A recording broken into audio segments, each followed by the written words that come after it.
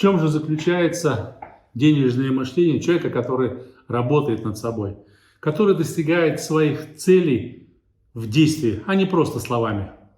Доброго дня! С вами Марсель Лиор, доктор наук, профессор, лучший бизнес-тренер России, специалист по мгновенной трансформации человека и ученый, который делает большое количество людей счастливыми и богатыми прямо здесь и сейчас.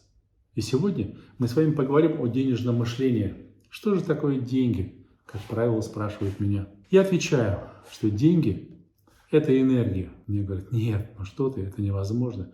Энергия – что-то из духовной практики. Какое же отношение деньги имеют к энергии? А вы подумайте сами. Наверное, вы были свидетелями того, что когда внезапно человек получает, допустим, наследство от бабушки. Получая наследство от бабушки, возможно, это незначительная сумма для этого человека. Что же мы видим в ответ? У него сразу улыбка. Он чувствует энергию и всю любовь, которую бабушка передала ему. И энергия счастливых денег переходит к нему. Он получает удовольствие, он меняется. Вспомните себя. Когда вы получили прибавку на работе, возможно, вы получили некий подарок денежный. Как меняется ваше настроение, как меняется ваше состояние, как меняется ваше мировоззрение, насколько вы счастливы. Можно обратную ситуацию представить себе, что, допустим, вы потеряли деньги, у вас падает настроение, у вас нет сил что-то делать, потому что была запланирована какая-то покупка, а вы потеряли эти деньги. То есть деньги ушли вместе с вашей энергией.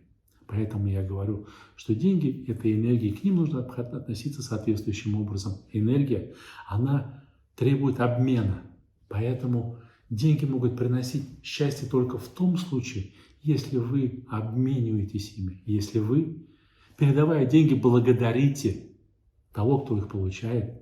Но самое важное, как сказал мне мой наставник Махей Такеда, это японский Уоррен Баффет, он говорил о том, что благодари деньги не только когда отдаешь, или только когда принимаешь, вернее, когда только принимаешь, но когда и отдаешь. Тогда я очень смутился, говорю, как так? Ну да, где-то в ресторане, наверное, можно отдать, поблагодарить день, когда ты отдаешь, потому что ты вкусно покушал. Но, допустим, если тебе пришли счета, платежи, кредиты, либо налоги, как же можно здесь благодарить? А он говорит, есть у тебя выбор. Ты можешь быть грустным, опустошенным, неэнергичным человеком, либо счастливым и довольным, наполненным энергией. Выбор всегда за тобой. А ты попробуй подумать о том, что когда ты платишь налоги, ты понимаешь, что на эти налоги кому-то станет лучше. И ты являешься совладельцем этого хорошего настроения. Ты заряжаешь эти деньги позитивом своим, ты делишься своей энергией. Ведь когда вы делаете подарок какому-то человеку, конечно же, вы не просто дарите деньги, расходуете деньги, вы же отдаете ему часть себя, часть своей энергии положительно заряженной. И он получает удовольствие. Он получает удовольствие от того, что есть вы рядом, от того, что вы сделали подарок. Ему обратили внимание на это. И это же здорово. Поэтому деньги – это есть энергия, которая требует постоянного движения для того, чтобы оно прирастало, потому что энергия имеет определенные качества и свойства. Если вы их начинаете копить и менять, то она начинает притягиваться к вам. А положительная энергия, она еще больше притягивается к вам, чтобы сделать вас более богатыми и счастливыми. Какими же ресурсами обладает каждый из нас? Конечно же, все мы обладаем одинаковым количеством времени. Оно дано нам от рождения, и у всех оно поровну. Следующий ресурс – это деньги. Да, они есть у каждого, но не у каждого в определенном объеме, потому что деньги мы, как правило, получаем за свою экспертность. Чем выше наша экспертность, тем выше наш доход. И следующий момент – это у каждого есть такой ресурс, как энергия, а это зависит уже от вас. Как вы наполняете свою энергию, как вы наполняете свой энергетический сосуд. Тратите ли вы ее попусту? Надо просто проанализировать, куда уходит ваша энергия, на что. Вы, наверное, постоянно чем-то недовольны, вы раздражаетесь, вас все не устраивает, и это у вас потихоньку все это энергию забирает, и вы опустошаетесь, и деньги к вам не идут. Бывает так, что у человека много свободного времени, много денег, Но у него нет энергии, он не получает удовольствия. Наверное, у вас примеров очень много, и такой человек никогда не будет счастливым. Он никогда не будет испытывать удовольствие от того, чем он занимается. Он никогда не будет испытывать радость от тех денег, которые к нему приходят.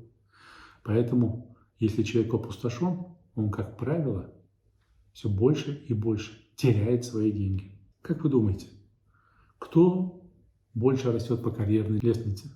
Тот, кто выполняет больший объем работы? Либо тот, кто заряжен энергией? Тот, кто выполняет этот объем работы за более короткое время, при этом получая удовольствие? Можно спросить, как же можно восполнить энергию? Зачастую люди думают, что энергия восполняется сама. Нет. Здесь, конечно же, очень важен ваша гигиена и культура вашей жизни.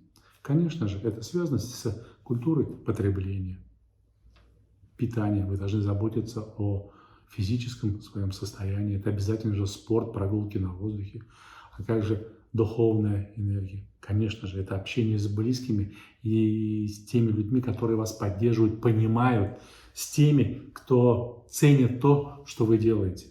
От этого вы заряжаетесь. Возможно, кого-то заряжает и прогулки, допустим, на свежем воздухе, в природе, в парке. Кто-то занимается обучением, медитацией, кто-то проходит курсы.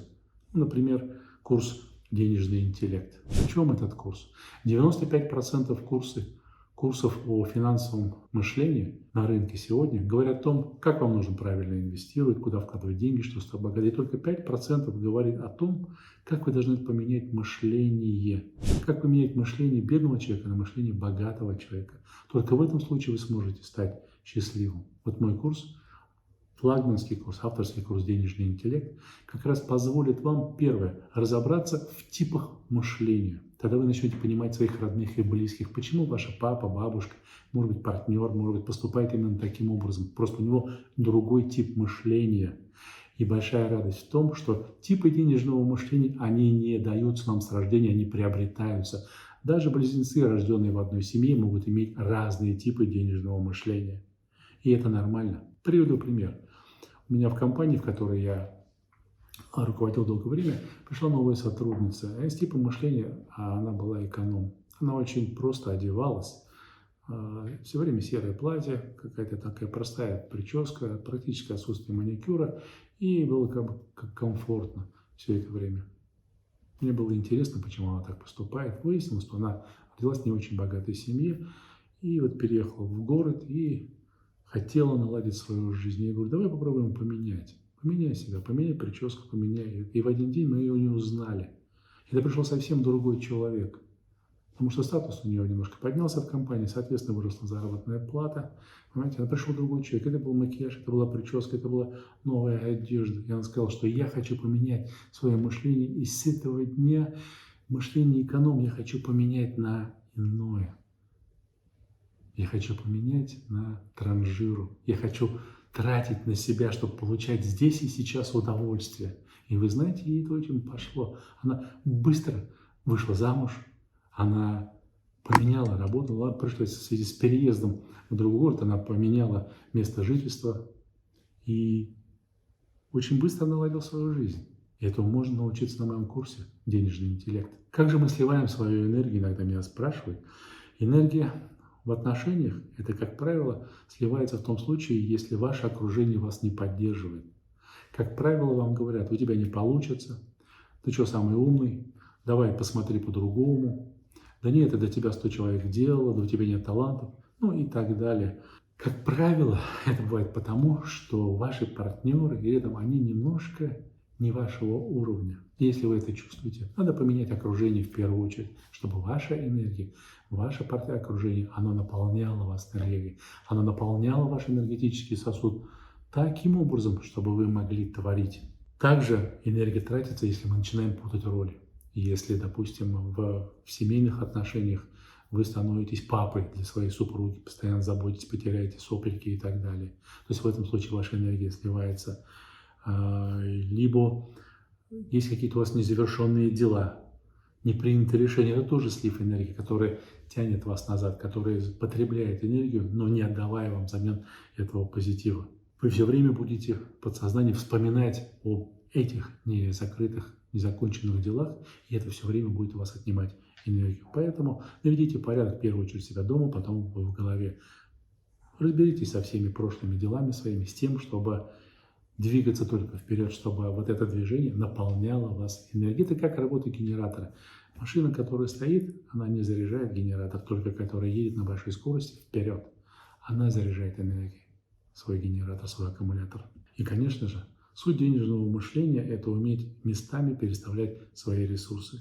Умение вовремя жертвовать одним ресурсом ради получения другого. Но жертвенность – это не самое лучшее. Я думаю, что лучше всего, конечно, это совмещать.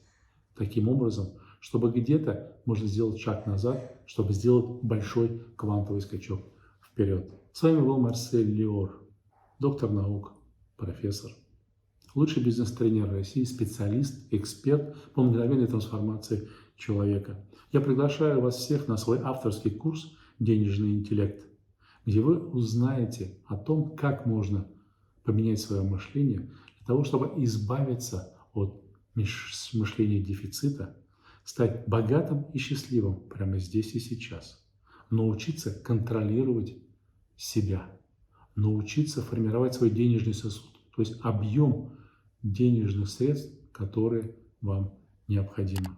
Подписывайтесь, ставьте лайки, будет много интересного.